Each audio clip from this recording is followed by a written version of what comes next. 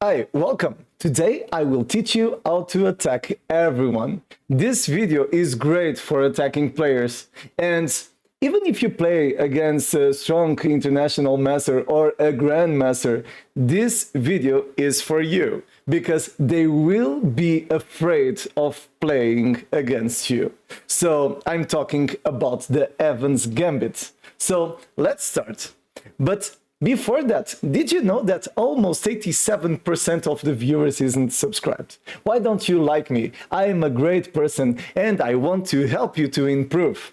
To do that, you just need to do one small favor for me.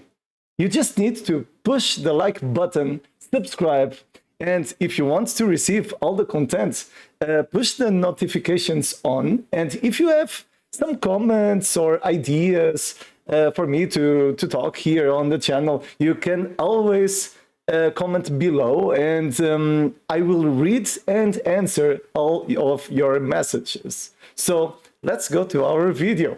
So about the Evans Gambit, well, this has been created by the Captain Evans, William Davids Evans, and this guy was very creative because he was captain, and he nowadays is recognized for chess because of this opening, and he started to serve at sea with 14 years old, and with 29 years he was captain, and with 28 he learned how to play chess. Very interesting. And about his career, he has won Alexander McDonald. McDonald was, on those days, the best player in the world. Later, he has lost against, I think, La Bourdonnais. But he was very strong. And when he beat McDonald, he has beaten with the Evans. He was the first player to be recognized by the opening. So they created the opening with his name. So it's the first case. So this opening is very, very, very interesting. So about the move order. So at chess.com, just to have one idea of the percentages, if this is suspicious or not, at chess.com, it's one of the lines that gives you more probability of win. So if this is not good, I don't know what is bad, because it's very interesting. The move order is this one. You start with e4, e5, and after knight f3, knight c6, bishop c4. It's the Italian opening, and after bishop c5, the idea will be to play b4. And look at the probabilities. b4 has the probability of winning of 44%. Is the best probability. Of course, we have bishop b3, but only 7 games. So we are seeing the database of masters. So you have a very interesting probability of winning the game if you do that. So today we will see all the variants, and if you have any question, please tell me and put on the comments, because I want to help you to do this opening on your games. So let's go. So about, I'm going to put here, okay, it's already everything well. And who should play it and why? Well, why you should play it? Simple, because it's very aggressive. It's very interesting, sorry, and you will create a lot of problems to your opponent. So the idea of b4, if your opponent isn't well on the opening, if he doesn't know this Evans Gambit, he will be attacked during all the game, and it's very probable that he will commit some mistakes. So today we will, because of the time, we will only see the lines that accept the pawn. And if you want the other lines, please tell me on the comments. So after bishop takes pawn, we will continue with c3. And we will see three variations, and I will try to put here too a sideline. So first we will see bishop a5, then bishop c5, and finally we will see bishop e5.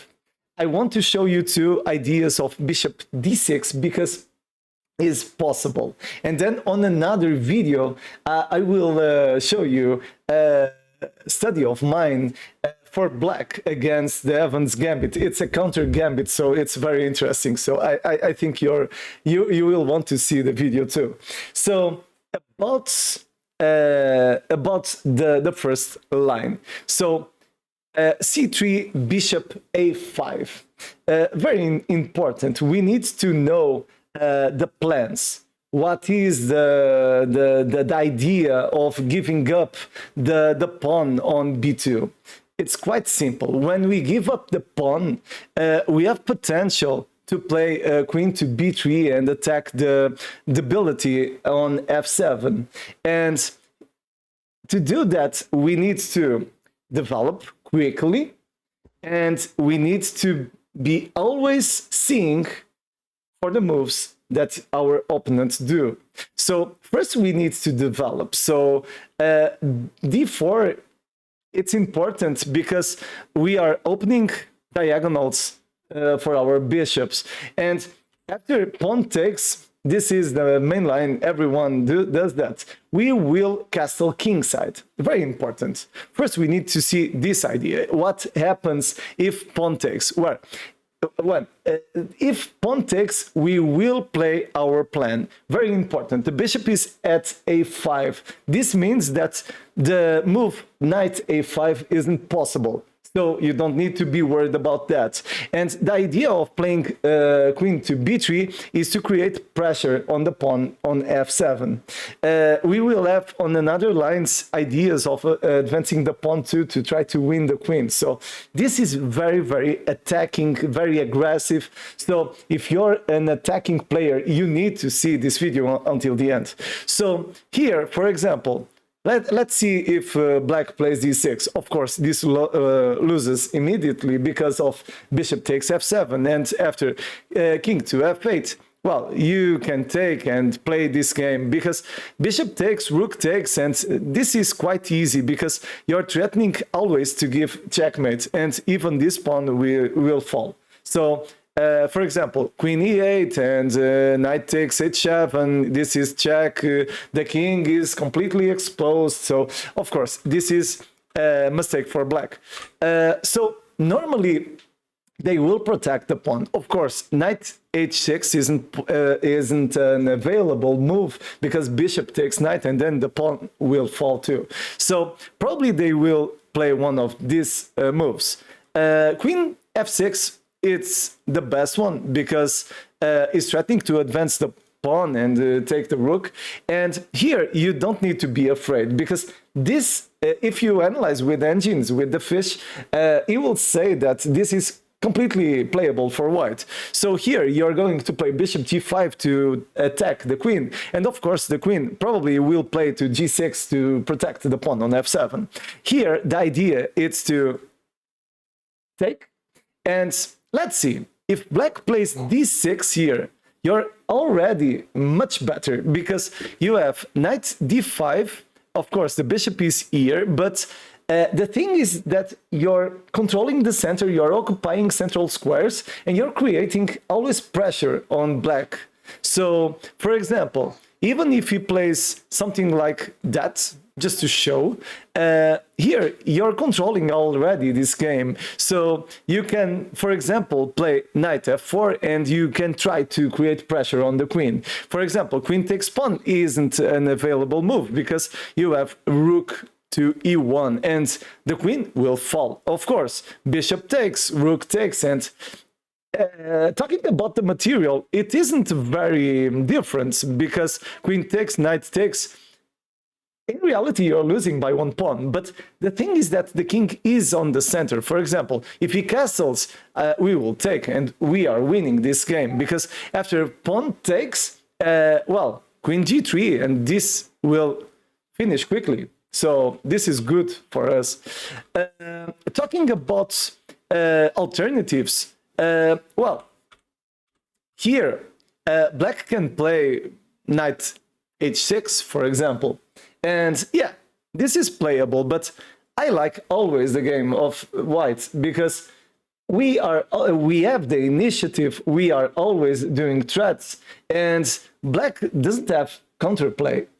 Of course, here castles, and this knight is terrible, this bishop isn't doing nothing, and knight f4 again, it's the same. Queen takes e4 and rook, and okay, bishop will take, rook will take, and knight e4 probably to try to create counterplay.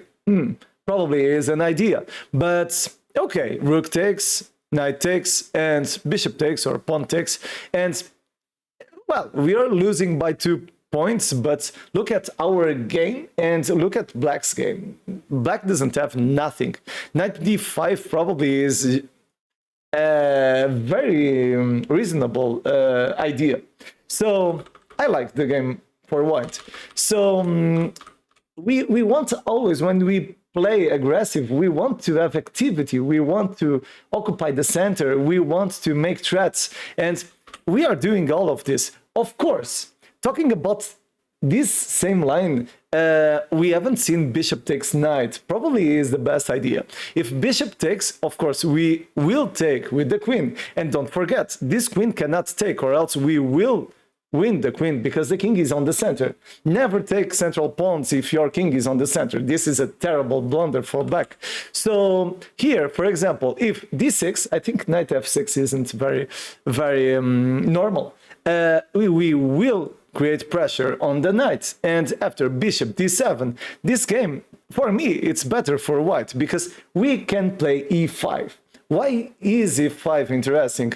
Because, well, if knight takes and we are attacking the queen. After pawn takes, bishop takes, this king is on the center and we will attack this guy.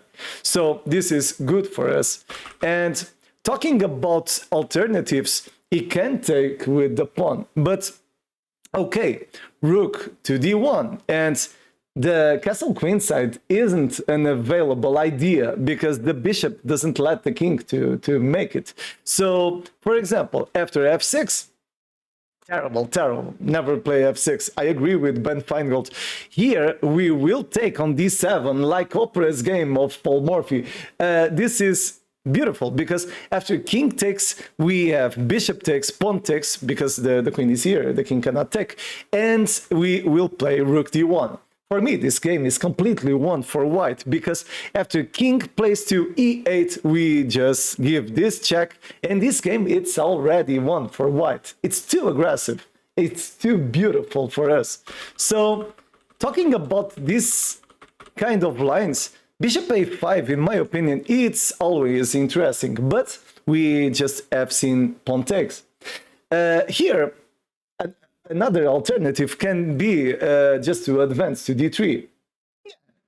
The bishop is at a5, so we can always do the same. Queen b3, because doesn't exist knight to a5. So after this, let's see, queen f6. It's a correct idea because we want to protect. And now, okay, why not e5?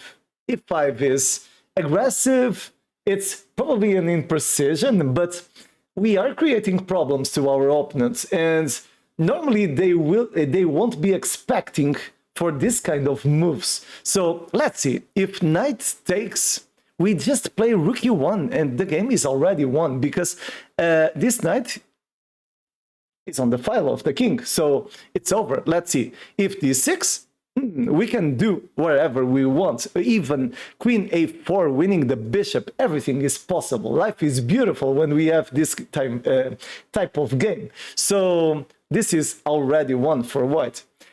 So very simple. And if queen doesn't take, if knight doesn't take the pawn, for example, queen to g6, I think it's an alternative, an interesting alternative. Here we can continue with probably bishop a3, because we don't know, we don't want the black king to castle king side, and this is always a good idea. bishop a3, it's one of the ideas you need to know on the Evans Gambit. So, for example, after knight e7, rook d1 probably is a good idea, and to create pressure on the pawn and take with the bishop. And after, for example, castle, of course, this is always complicated because bishop takes, we are threatening to take the queen. And after queen h6 or h5, for example, we just continue our development. Of course, probably you are thinking right now that, okay, the pawn structure isn't the best. True, but we have a pair of bishop, we are leading on the development, and we are attacking our opponent. So this is always interesting. For example, if this bishop on c8, what will he do? Will he advance d6? But this loses a pawn. And if the black player loses the pawn, he won't be better. Never, okay? Very interesting stuff.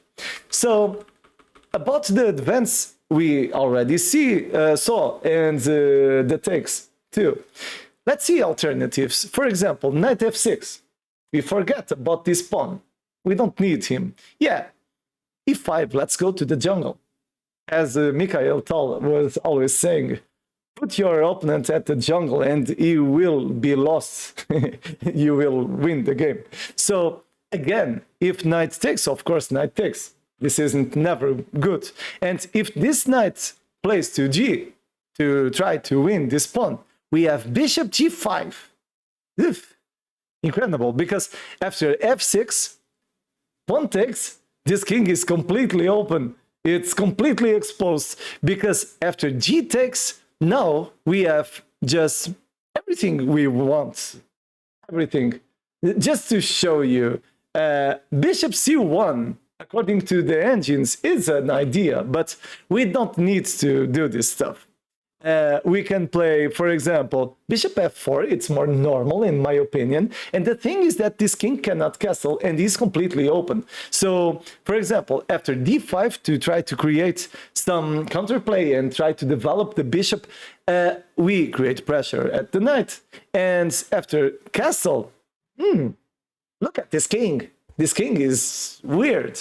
So we can take the knight, pawn takes. And now, for example, queen a4, and if bishop goes to b6, c takes, and this bishop, it's completely outside this game.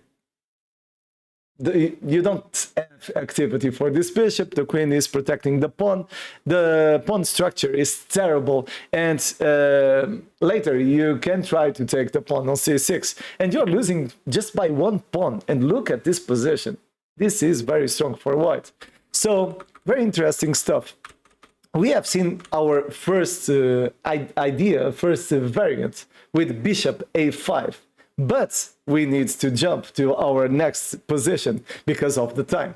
And our next position, it's very interesting too, and probably more aggressive for white, because we will talk, I'm going to show from the beginning, we will talk now about the ideas with bishop c5. And when black plays bishop c5, exists two hypotheses. One, he doesn't know what is the Evans Gambit and he will blunder at some point.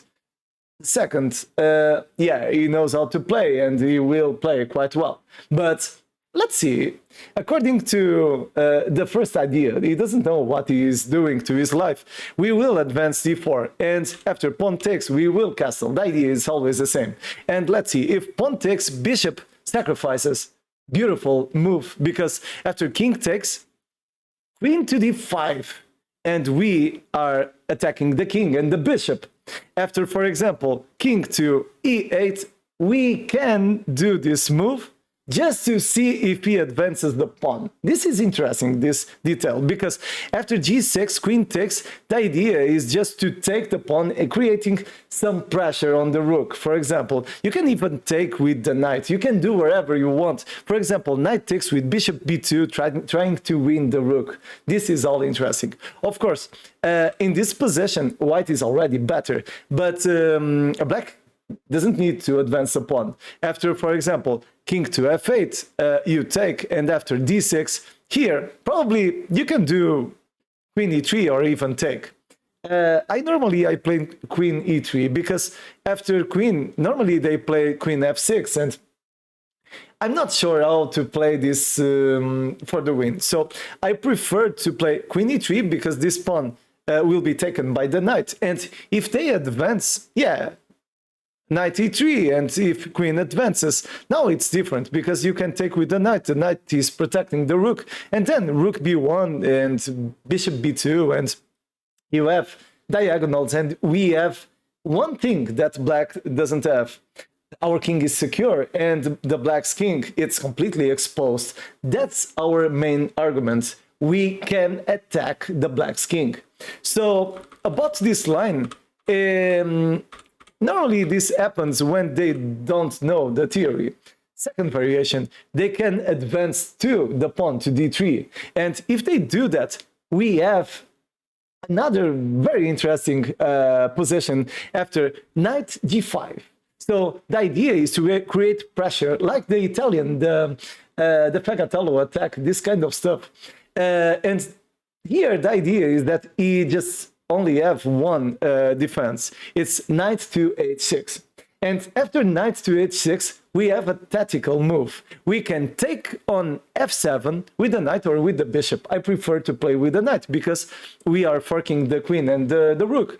And after knight takes, bishop takes, king takes, queen h5, we are attacking again the king and the bishop. Of course, here, after g6, queen takes, d5 probably is the best move, but no one will play this move. According to my databases, this has been played just 6 times. So it isn't very normal to play d5, but we will study the best idea possible for black. So after d5, we just play pawn takes, and after knight, the idea for black is just to try to keep the pawn on d3. We will continue with queen d4, creating pressure on the knight, and after rook, bishop, queen, and knight. And the thing is that if you put this again on the computer, the position is completely playable. Black isn't winning.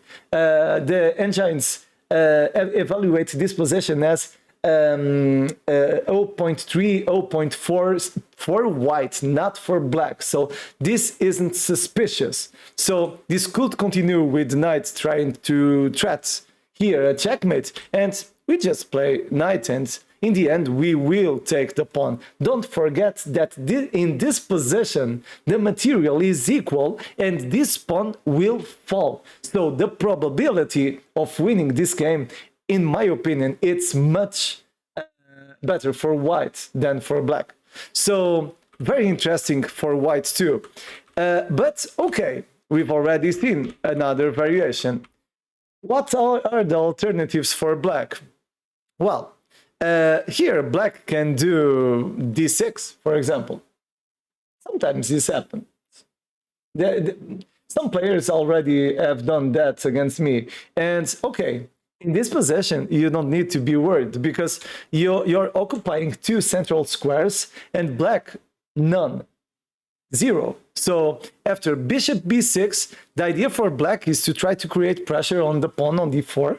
But okay, no problem. You will continue as the development says. So knights before bishops, pawns to the center, bishops on active squares, and you will keep your king secure. And after, for example, knight f6, you will attack with everything you have. So e5 is the idea. Why is that? Simple, because after pawn takes, we will go to the party, because bishop a3 prevents the castle king side. Always the same idea. Bishop e3 to create problems to black. And after, for example, knight takes d4, looks like we are giving up all of our pawns. You don't need to be worried, because after, for example, knight takes e5, we are creating pressure on the pawn on f7. Again, most players will try to castle, but this move isn't available because of the bishop. So here, bishop e6 needs to be played. And after that, bishop takes, probably knight takes. I think this will happen a lot.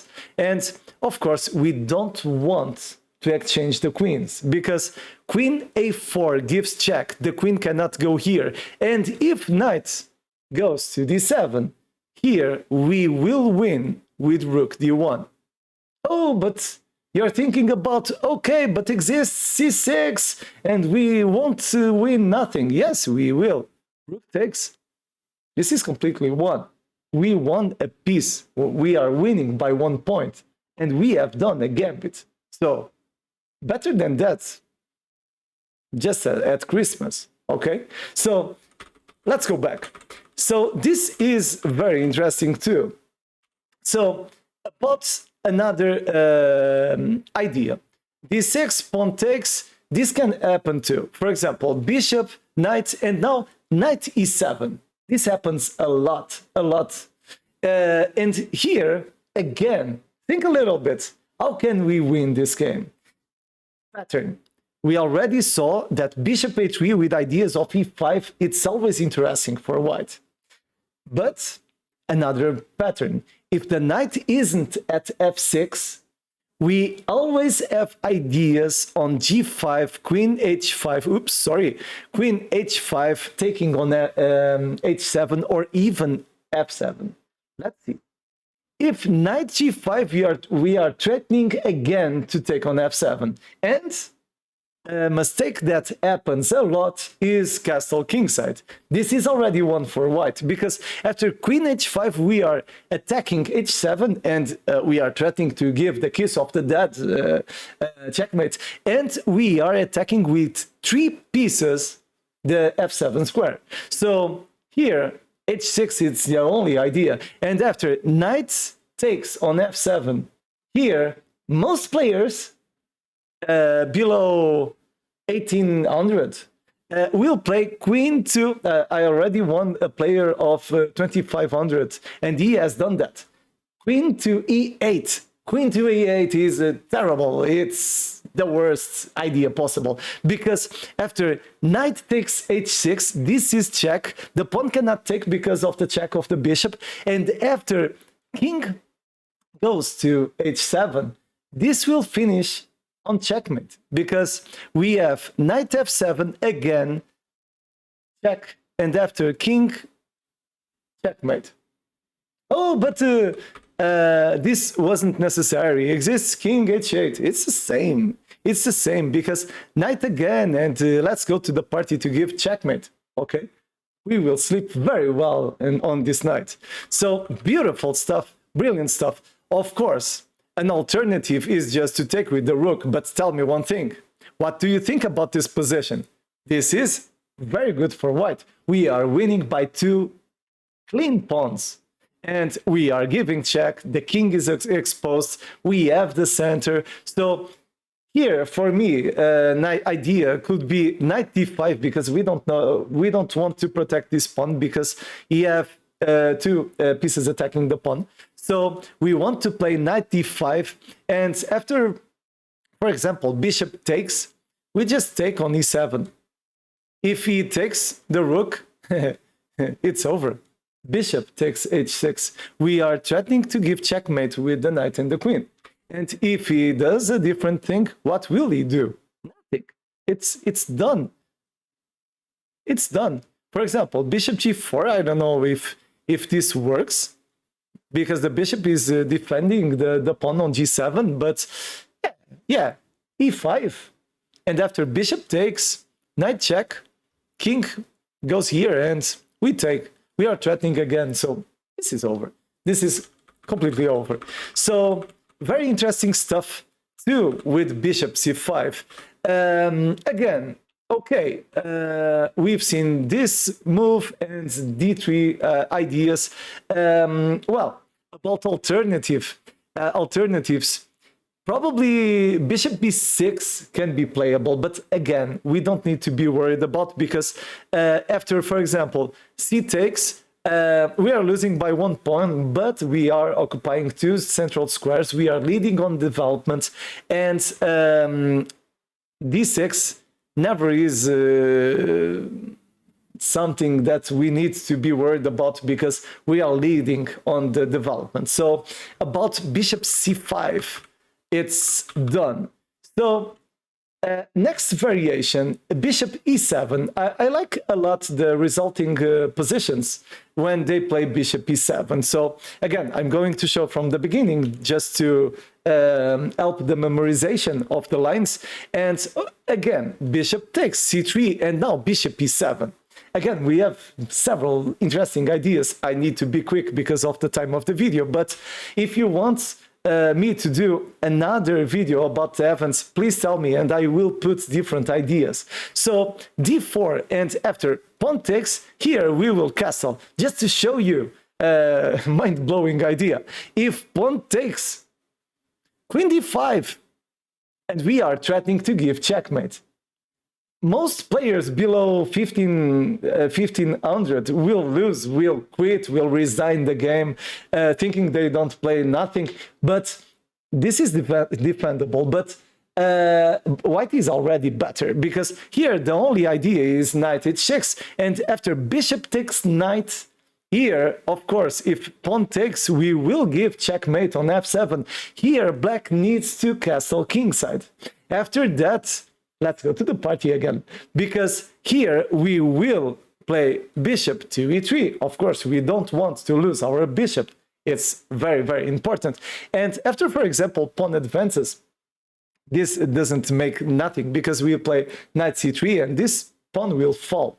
About alternatives, black can play knight b4, attacking the queen, threatening to win something after, for example, queen d1 and c2, forking the queen and the knight. But here we won't play on this direction. We will play to h5.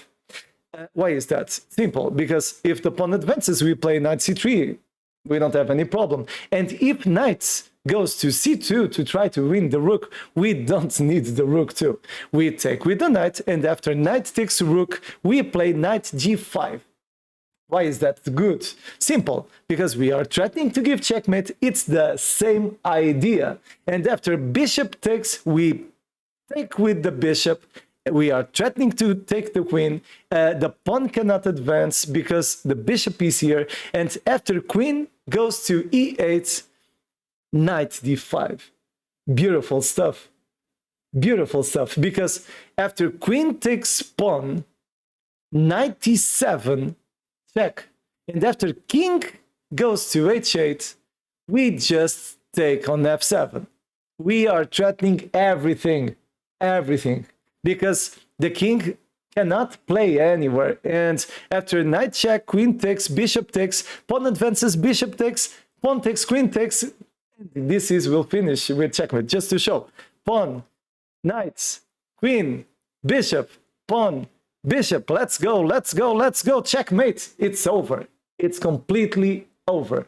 Very interesting stuff. Again.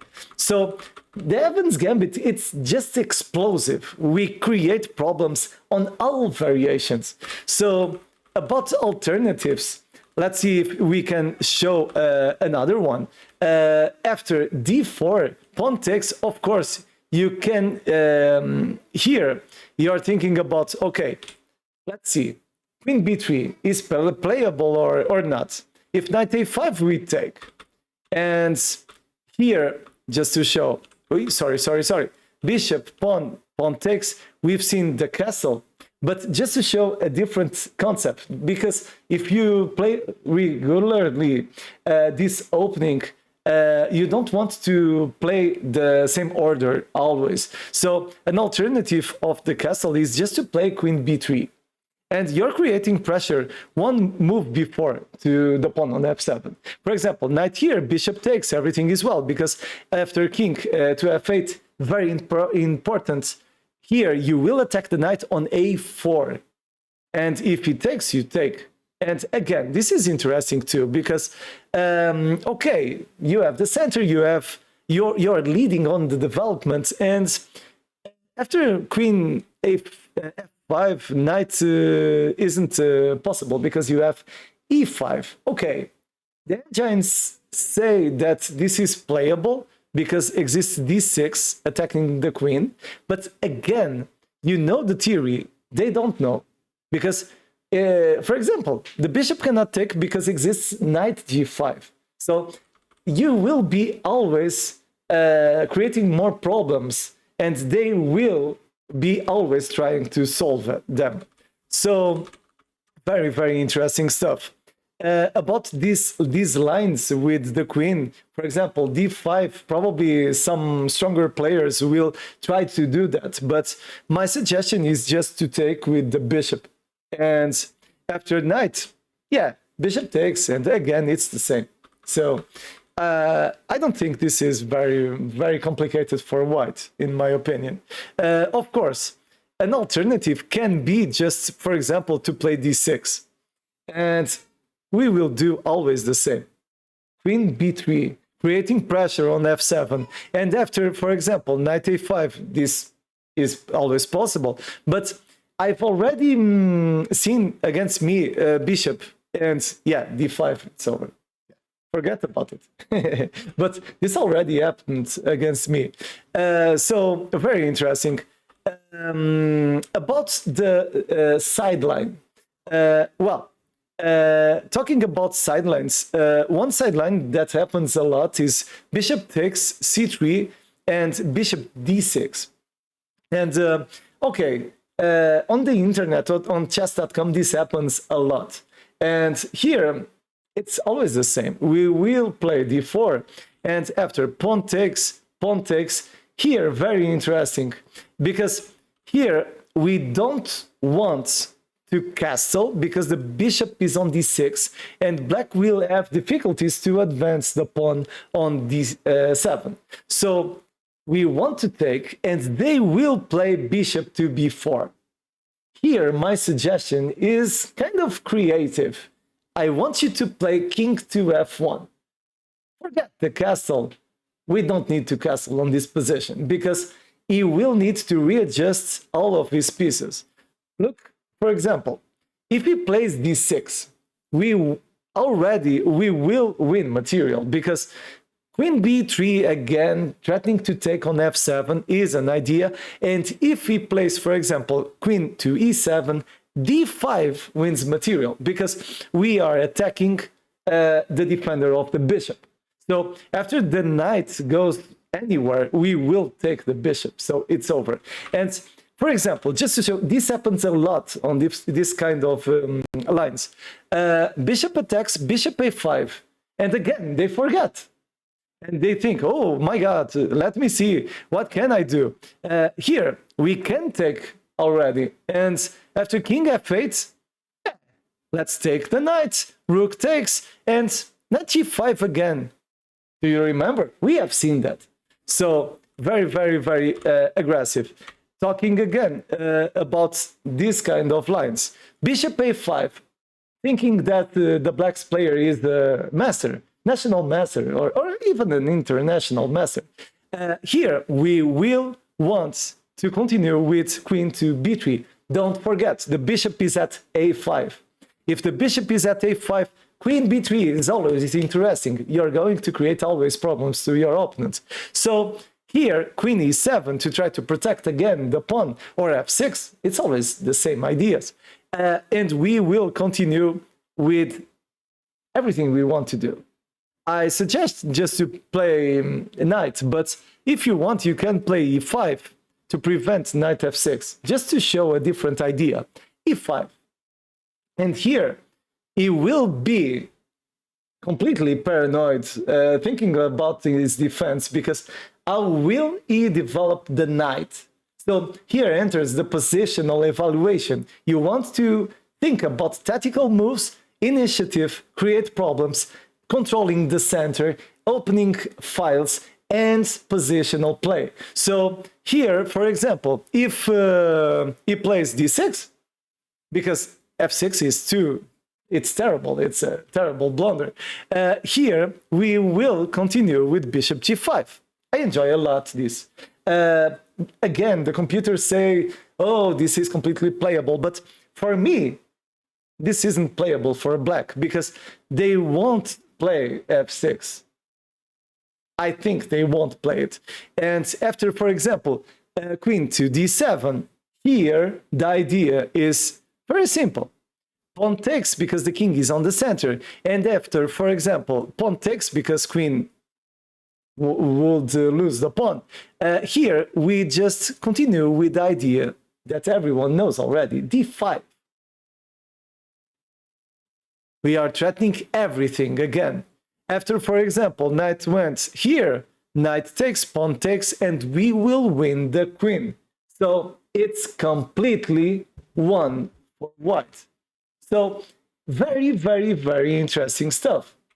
So we've seen lines with bishop a5. Of course, we don't have time to see everything, but we've seen, in my opinion, the most important variations. Bishop a5, bishop c5, and bishop e7. Now I want to do with you three practical exercises.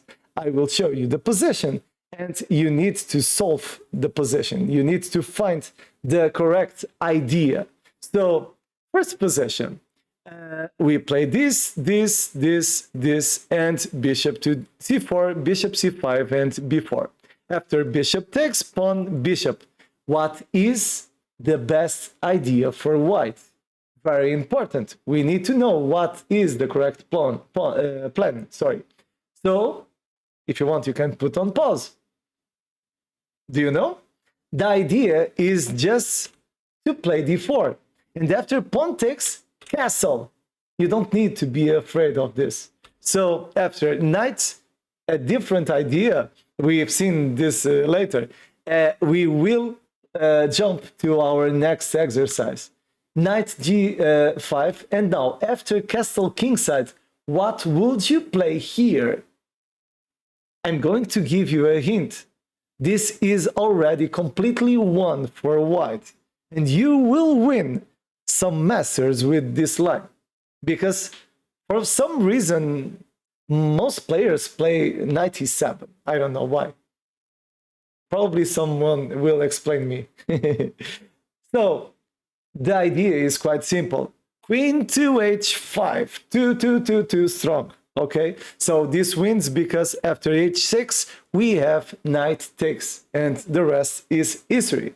So about our third exercise. So e4, e5, knight, bishop c4, bishop c5, and our Evans Gambit. And after bishop takes, pawn takes, we have bishop here, pawn advances, pawn takes, and now we castle. And after pawn takes, what is the best idea? If you want, again, you can put on pause. And while you think, if you want me to put a video just about games with Evans Gambit, or for example, a game analysis of Evans Gambit, please tell me, because Garry Kasparov has won announced on a very important game with this opening, and no one was expecting that. The game is very interesting. So the answer is bishop sacks on f7. So after this sacrifice, we will win the bishop. But important, we have seen a detail. If the king goes to e8, we can try this idea, because after g6, queen takes, we will be better because we opened the diagonal, and this can be interesting to play our bishop and create more problems for black. So with this, we finished our marathon of Evans Gambits. Sorry for the time, but I think it was necessary to talk a little bit about these three variations and the sideline. So again, if you aren't subscribed, please subscribe, help this channel to grow, because I'm doing a video every day. My goal is to help you improve. I want to see you increasing your level and reaching a master title. Let's see. And if you have some suggestion, you always can put on the comments. And if you want to see more material about this opening, please tell me because I want to know. Okay, so for today it's all. Tomorrow at the same hour I will be here to help you and talk a little bit more about chess. Have a good night till tomorrow. Bye bye.